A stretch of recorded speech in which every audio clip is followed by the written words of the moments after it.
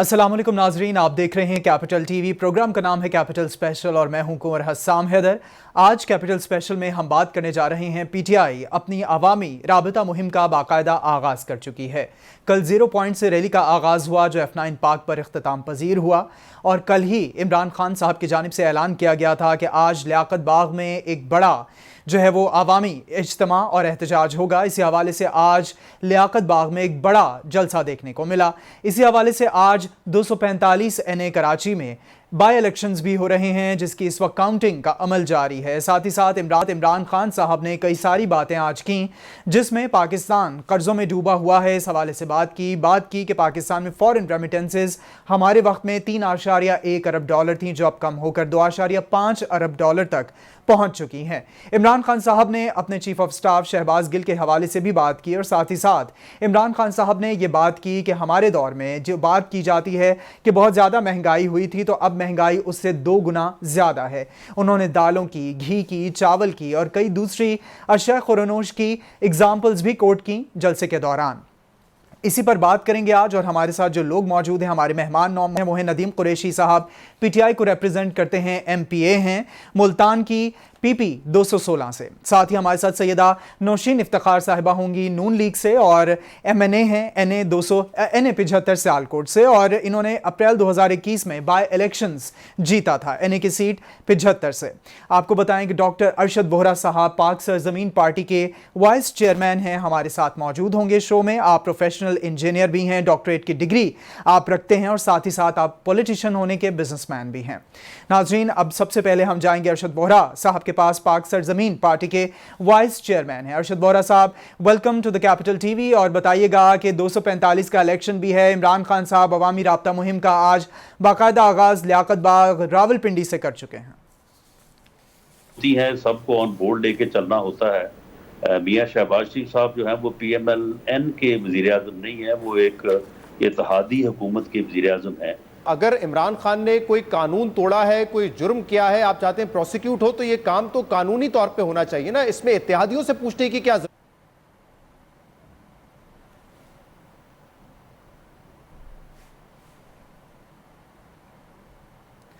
जी अभी हम रुख करेंगे नदीम कुरैशी साहब का। नदीम कुरैशी साहब पीटीआई को रिप्रेजेंट करते हैं, MPA हैं, PP 216 मुल्तान से। नदीम कुरैशी साहब, बताइएगा आज अवामी राबिता मुहिम का आगाज़ चेयरमैन पीटीआई इमरान खान लियाकत बाग से कर चुके हैं।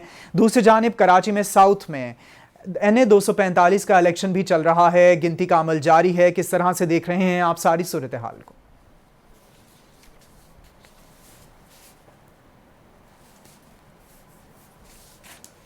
दफात के तहत इसके खिलाफ मुकदमा चाहता हूँ, गिरफ्तारी चाहता हूँ।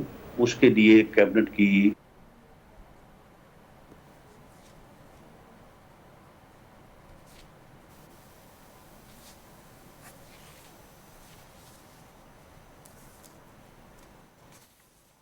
तो पाकिस्तान के चारों सूबों से करोड़ों लोगों की हिमायत हासिल थी।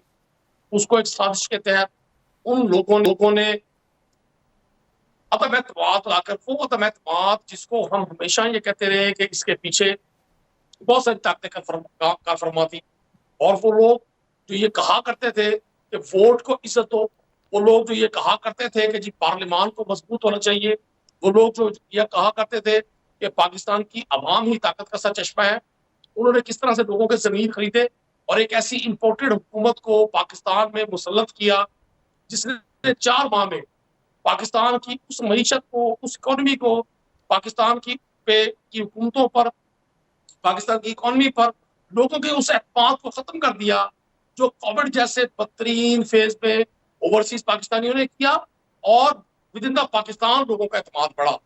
मैं समझता हूँ अवामी राब्ता मुहिम तो उस शख्स की, उस कायद की, उस लीडर की कभी खत्म नहीं होती जो अवाम के दिलों में बसता हो। आज इमरान खान जिस तरह से पाकिस्तान तहरीक इंसाफ के मैनिफेस्टो को लेकर आगे बढ़े हैं और जिस तरह से पाकिस्तान की अवाम ने उनको पजीराई दी, ये इस बात का मुंह बोलता सबूत है कि पाकिस्तान तहरीक इंसाफ ही इस वक्त पाकिस्तान के अवाम की उम्मीदों की तर्जुमानी करती है। और इसका बहुत बड़ा सबूत 17 जुलाई को पंजाब में होने वाले बाई इलेक्शन, जिनमें पंजाब की उस वक्त की कठपुतली और इंपोर्टेड गवर्नमेंट ने तमाम तर वसाइल इस्तेमाल किए, अपना पूरा जोर लगाया डिस्ट्रिक्ट एडमिनिस्ट्रेशन को पंजाब के मुख्तलिफ इदारों को और इवन डिस्ट्रिक्ट लेवल पे इलेक्शन कमीशन को भी इन्होंने यरगमाल बनाकर मतलूबा नताइज हासिल करने की कोशिश की। लेकिन पंजाब के लोगों ने 12, 13, 14 पार्टियों के इस इज्तिमा को, जिसको मैं समझता हूँ एक सियासी नौटंकी पाकिस्तान में सजाई गई है, जिसका मकसद सिर्फ और सिर्फ पाकिस्तान के इक़्तिदार के जरिए पाकिस्तान के वसाइल पर कब्जा करना है, उनको शिकस्त दी। तो मैं आज मुल्तान में हूँ। मुल्तान में एक और बाई इलेक्शन होने जा रहा है। कराची में जिस तरह से अभी मैं नताइज देख रहा हूँ बाई इलेक्शन के, तो आप देख रहे हैं जो ट्रेंड चल रहा है वो ये बता रहा है कि कराची के लोग भी मुल्क के बाकी हिस्सों की तरह पाकिस्तान तहरीके इंसाफ पर भरपूर एतमाद का इजहार कर रहे हैं। और मुझे पाकिस्तान तहरीक इंसाफ पर आवाम भरपूर एतमाद का इजहार कर रहे हैं। हम अभी रुक करेंगे डॉक्टर अरशद वोहरा साहब की जानिब।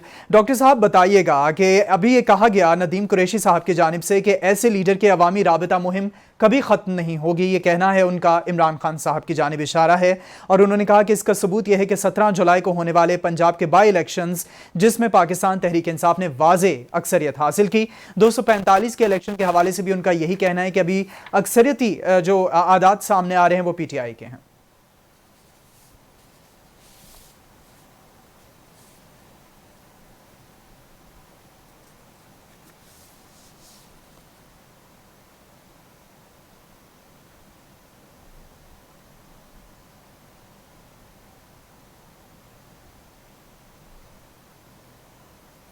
जी बिल्कुल नाजरीन, आपको इस हवाले से बता रहे हैं। अभी हमारा टेक्निकल तौर पर हम अभी रब्ता नहीं कर पा रहे डॉक्टर अरशद वोहरा साहब की जानिब।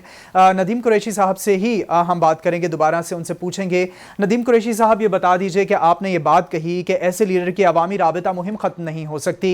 एक तरफ सड़कों पर इमरान खान साहब मौजूद हैं, दूसरी जानब इदारों से डायरेक्ट इस वक्त मुखालिफत चल रही है। किस तरह से देख रहे हैं ये, कहाँ पर किस करवट जो है वो ऊँट बैठने वाला है, क्या कहिएगा इस हवाले से?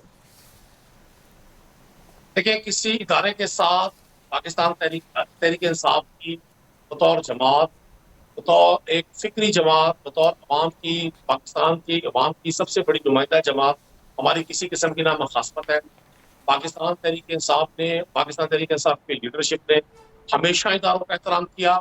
इदारों की डोमेन में रहते हुए उनसे काम करने की इस्तदा की। और मैं समझता हूँ पाकिस्तान तहरीक इंसाफ पहली जमात है जिसने इदारों के काम में मुदाखलत ना करके अपने दौरे हुकूमत में, जब बाई इलेक्शन हुआ करते थे और महंगाई की वजह से वो जो उस वक्त का माहौल था, कई बाई इलेक्शन में पाकिस्तान तहरीक इंसाफ को शिकस्त का सामना करना पड़ा। बहुत सारे हमारे जो नकाद थे वो इस बात पर तनकीद किया करते थे कि जी पाकिस्तान तहरीक इंसाफ की पॉपुलरिटी खो चुकी। पाकिस्तान तहरीक इंसाफ ने कतन पॉपुलरिटी नहीं खोई थी, सिर्फ पाकिस्तान तहरीक इंसाफ ने पाकिस्तान के इदारों को आजाद किया था। वो नैब हो, वो इलेक्शन कमीशन हो या दीगर इदारे हो। आज आप देख रहे हैं जिस तरह से इदारों का इस्तेमाल किया जा रहा है, जिस तरह से पंजाब की पुलिस को 23 मई और फिर 25 मई को इस तरह से उसका इस्तेमाल किया गया। बाई इलेक्शन को कैपिटल न्यूज ने भी कवर किया, बाकी बड़े छोटे बड़े तमाम मीडिया हाउसेस, न्यूज चैनल से भी इसको कवर किया। तो लातादाद शिकायत थी उस वक्त की हुकूमत के हवाले से। इसके बावजूद लोगों ने पाकिस्तान तहरीक इंसाफ को वोट किया। और आज PDF जो मौजूदा हुक्मरान इत्तेहाद है, जो 3.5 साल के अलावा पाकिस्तान के पिछले 40 साल में मुख्तलिफ सूरतों में इकट्ठा भी और इंडिविजुअल भी इक़्तिदार में रहे, इनको पिछले 3.5 साल जो कुछ इन्होंने किया पाकिस्तान के साथ वो आपके सामने है।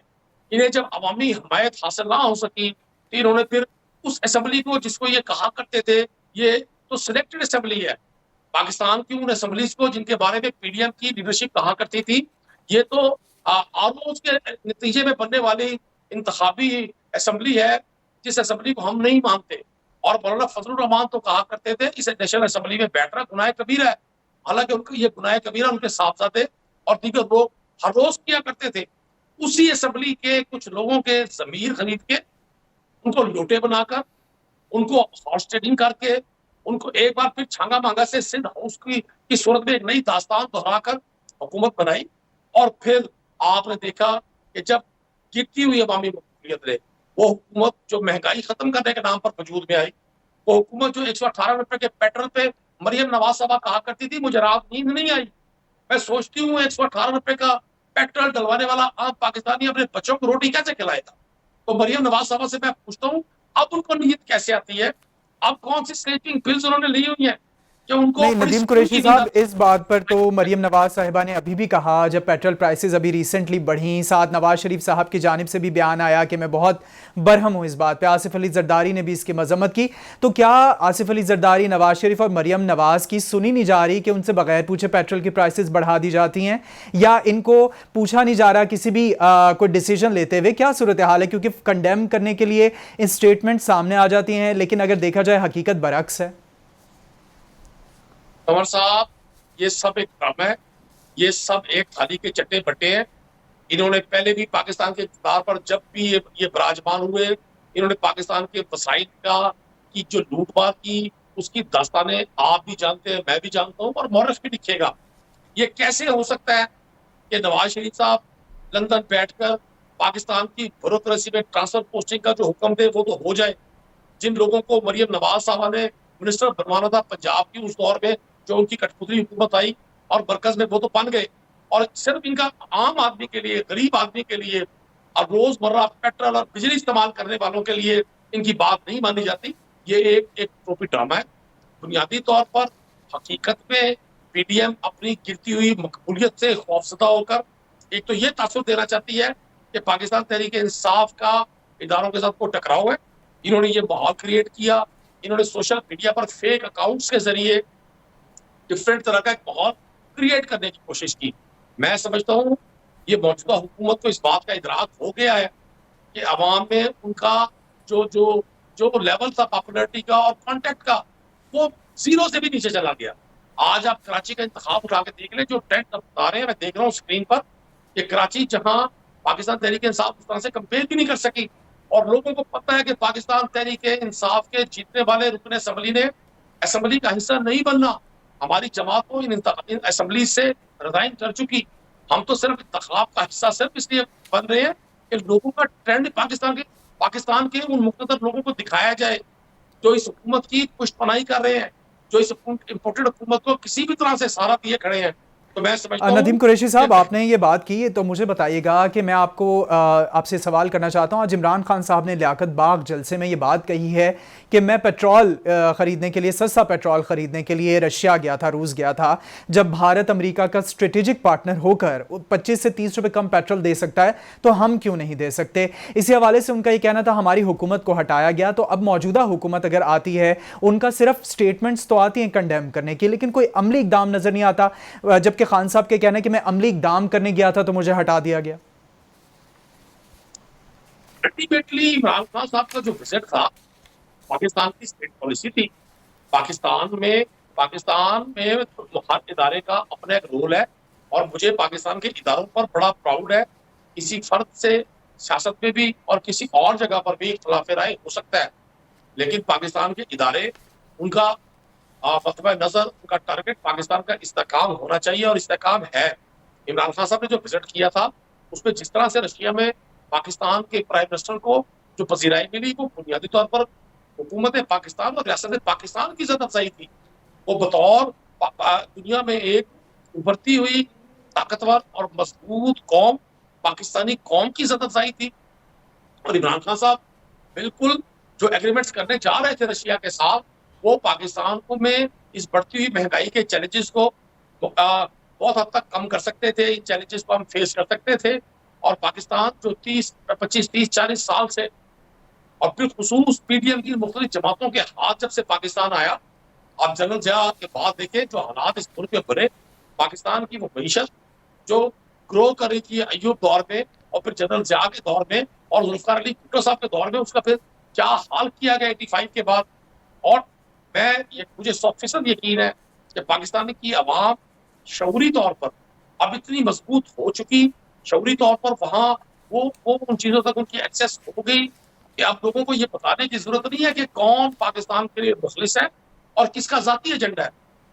मैं आपको एक अर्ज कर दूं, पाकिस्तान एक खुद मुख्तार मुल्क है, 22 करोड़ लोगों की पहली इस्लामिक न्यूक्लियर पावर है। पाकिस्तान टैलेंटेड अफराद से भरपूर एक मुआशरा है, और कुदरती वसाइल से मालामाल एक खित्ता है। मुझे 100% यकीन है, अगर जिस दिन पाकिस्तान की जान इन पेशावर सियासतदानों से छूट गई, और पाकिस्तान में सही मानों में वो लोग इक़्तिदार में आए और उनको वो इक़्तिदार मिले जिसमें वो सही मायनों में पॉलिसी को कर सके। ये मसाइल चंद माह या चंद साल से ज़्यादा के नहीं है। ठीक हो गया। आपने बताया नदीम कुरैशी साहब, आपने ये मिसालें दी पीटीएम की कि आपने बात की पुराने अदवार के हवाले से भी के पीटीएम के जब से कब्जे में हुकूमतें आईं, पुराने अदवार की आप बात कर रहे थे, मिसाल दे रहे थे, तो पुराने वक्तों की भी बात है। देखा जाए तो उमूर खारिजा को बहुत अहमियत दी जाती थी। जिस मुल्क के सबसे ज़्यादा दोस्त हुआ करते थे उसको बहुत ज़्यादा कदर की निगाह से देखा जाता था। उस मुल्क में खुशहाली होती थी और पैसे की फरावानी होती थी। इमरान खान साहब ने आज लियाकत बाग जलसे में कहा कि हमारा मुल्क कर्जों में जकड़ा हुआ है और कर्जों से निकलने के लिए हमें अपने मुल्क की दौलत को बढ़ाना होगा। तो क्या आप देख रहे हैं कि 35-40 साल से जो हुक्मरान हुकूमत कर रहे हैं, क्या वो पाकिस्तान में दौलत वापस ला पाएंगे या पाकिस्तान मजीद मकरूज होगा? देखिए हसाम साहब, मैं आपको एक चीज अर्ज कर दूं, पाकिस्तान नूर है,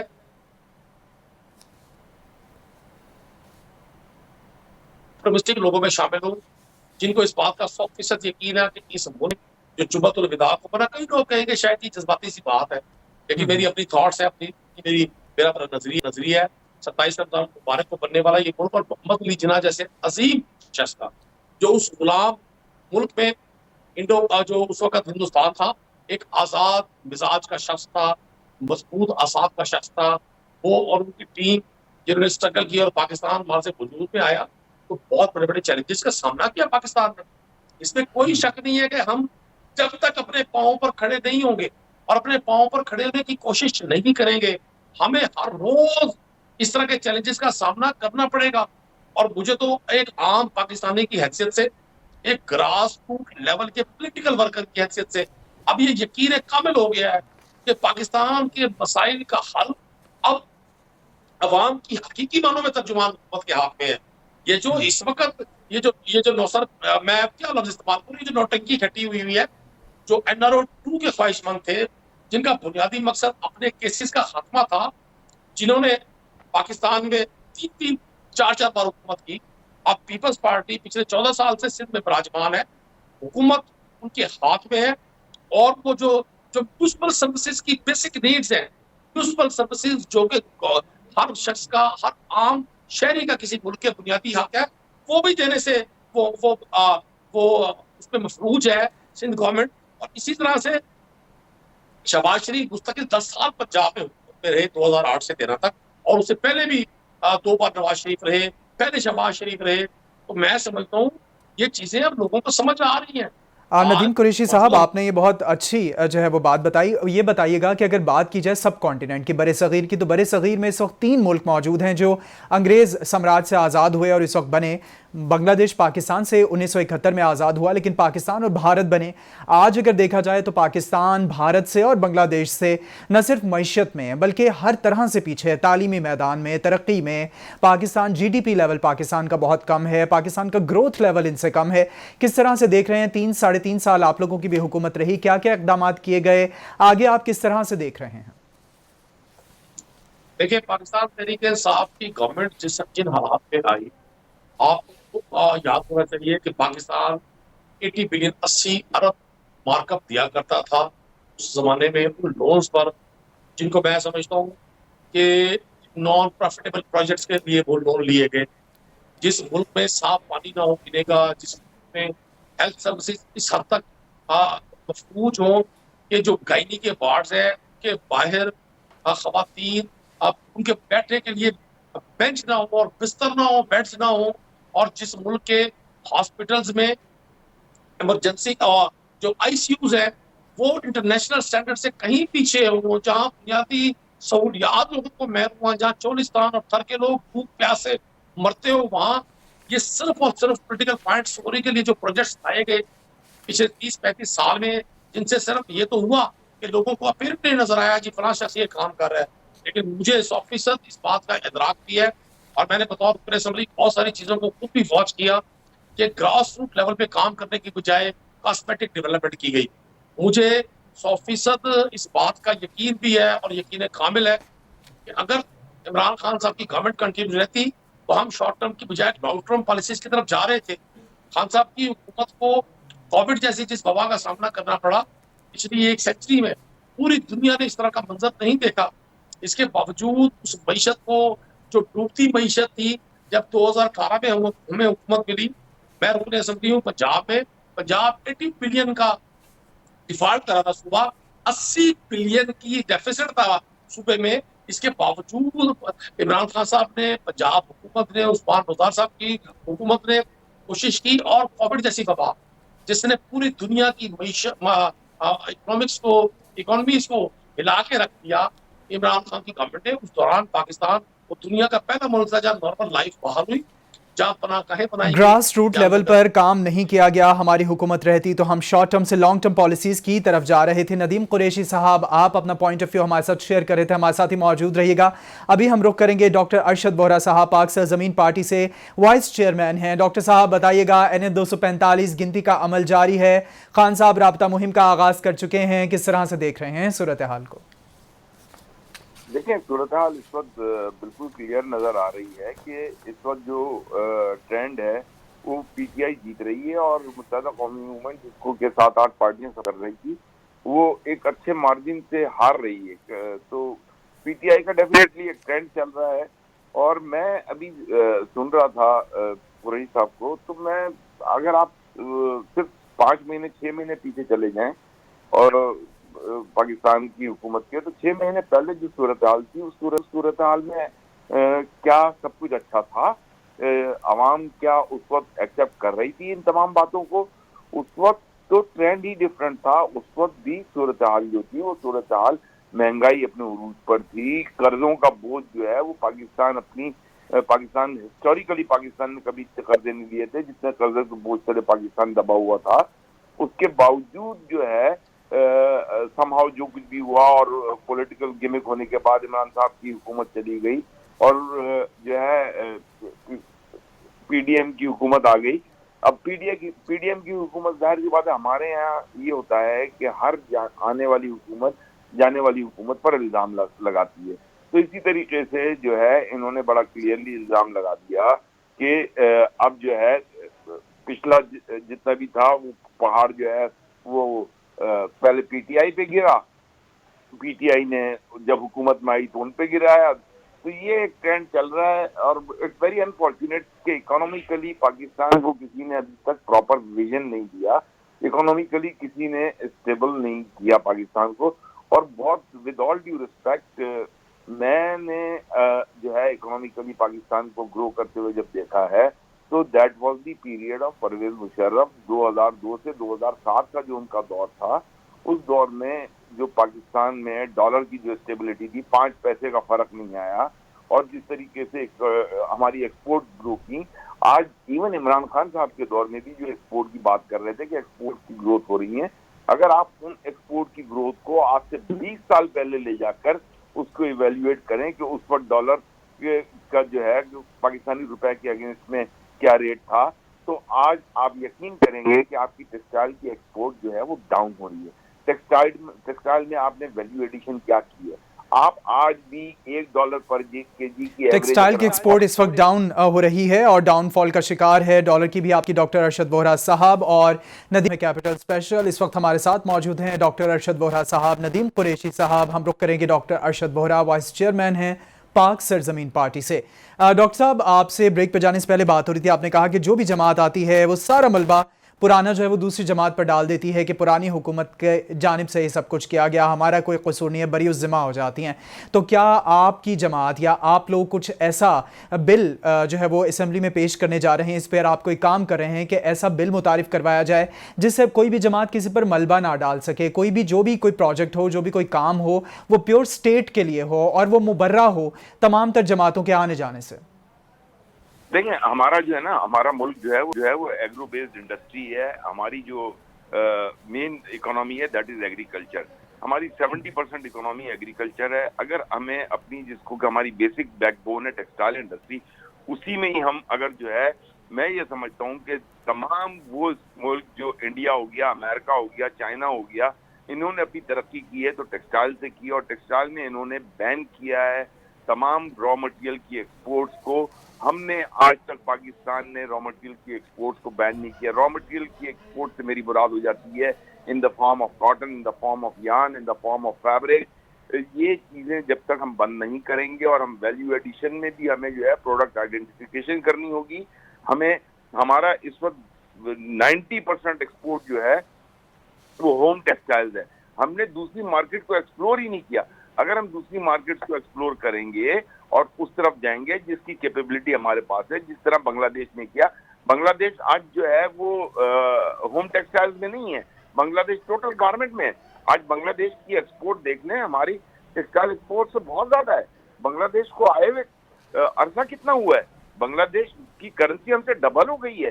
तो हम अपने हमारी ये एक्सपोर्ट्स, ये हमारी पॉलिसी है, हमने इस पे काफी मेहनत की हुई है और आज से नहीं पिछले 10 सालों से मेहनत की हुई है। इंशाअल्लाह ताला वी गेट अ चांस।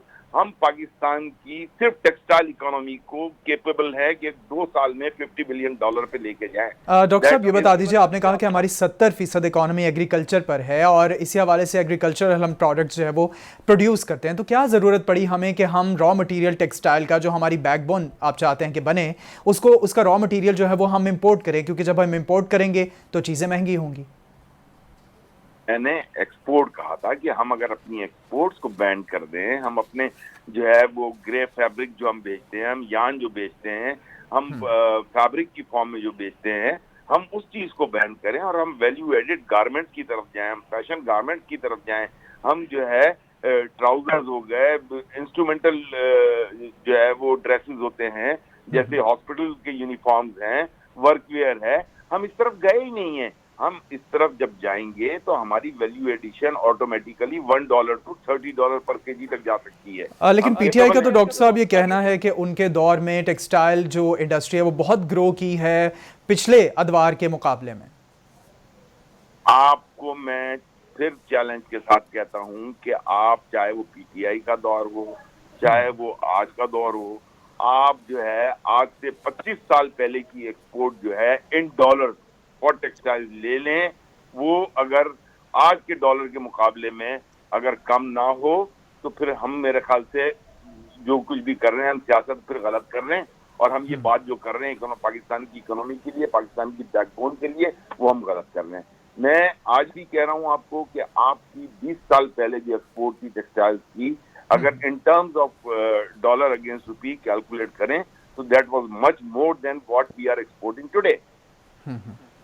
ठीक हो गया। आप हमें अपना नैरेटिव हमारे साथ शेयर करते हैं। डॉक्टर अरशद वोहरा साहब हमारे साथ ही मौजूद रहिए। अभी रुक करेंगे नदीम कुरैशी साहब का, पीटीआई को रिप्रेजेंट। नदीम कुरैशी साहब, अभी अरशद वोहरा साहब कह रहे थे कि अगर 20 साल 25 साल पहले की डॉलर की वो टेक्सटाइल की एक्सपोर्ट को देखा जाए तो वो इन टर्म्स ऑफ डॉलर आज के मुकाबले में काफ़ी ज़्यादा थी। पीटीआई का ये कहना है कि टेक्सटाइल इंडस्ट्री को बहुत ग्रोथ मिली पीटीआई के दौर में।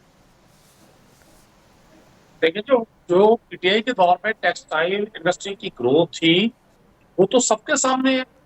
पाकिस्तान के एक्सपोर्टर से पूछे, मैं चूंकि पंजाब में हूँ, फैसलाबाद हमारा उसको मिनी मैनचेस्टर कहते हैं, वहां पे लोगों ने फैक्ट्रीज के बाहर लिकर लगाया कि जी हमें ह्यूमन रिसोर्सेज चाहिए, लोग जॉब के लिए आए। अरशद वोहरा साहब की बात इस हद तक ठीक है कि पाकिस्तान में उस तरह से लॉन्ग टर्म बेसिस पर काम नहीं हुआ।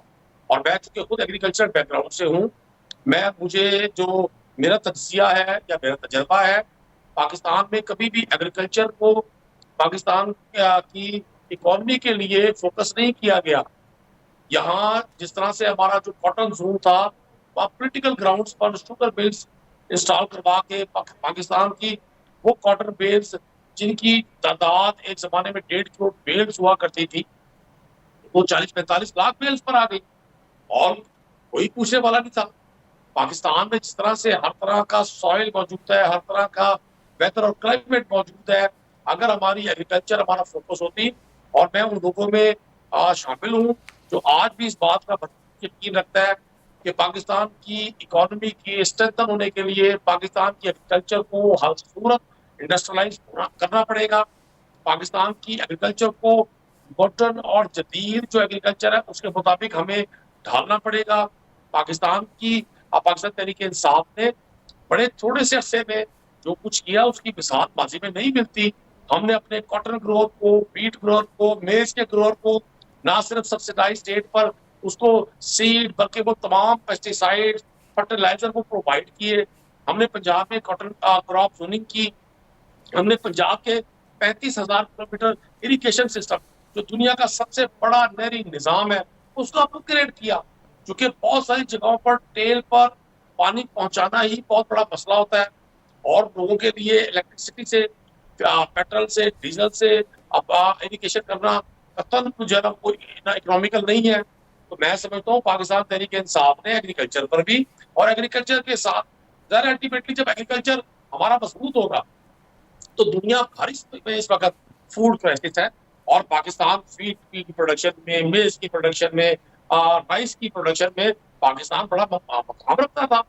लेकिन चूंकि हमें इंटरनेशनल मंडियों से दूर किया गया, हमारी एग्रीकल्चर उन लोगों के हाथ में दी गई जिन्होंने जाती मफादात को तरजीह दी।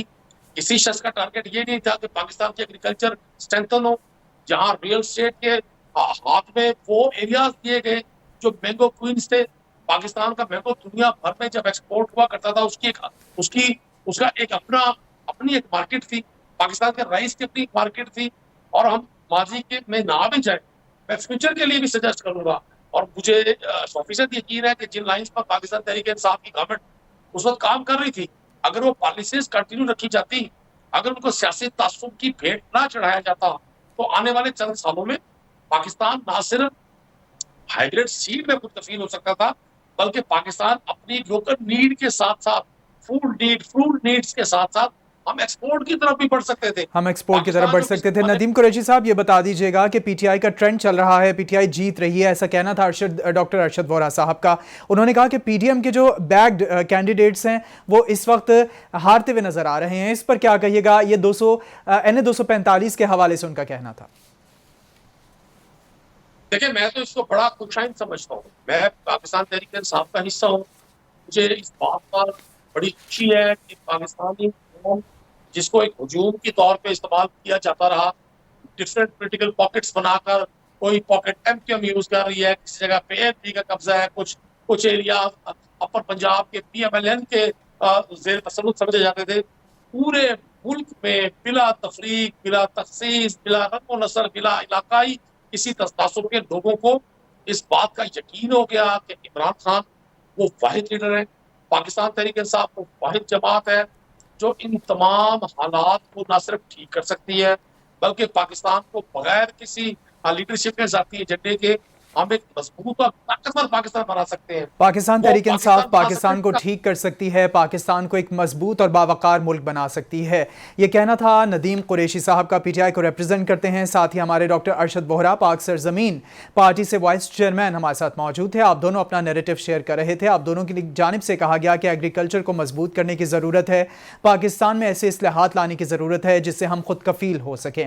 नाजरीन, देखते रहिए कैपिटल TV। कैपिटल स्पेशल की अगली एपिसोड के साथ हाजिर होंगे। तब तक के लिए इजाज़त दीजिए। अल्लाह ने के बाद।